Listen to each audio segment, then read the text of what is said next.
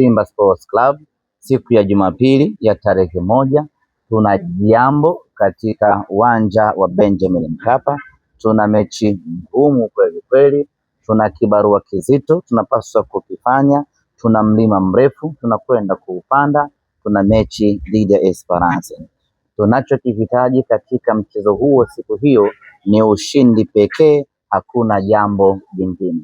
Lakini sisi ni binadamu na nguvu ama uwezo wa binadamu una kiwango maalum, hivyo lazima tutafute msaada kutoka kwa Mwenyezi Mungu ili atuwezeshe, atusaidie, atupe nguvu na maarifa tuweze kufanya vizuri katika mchezo huo.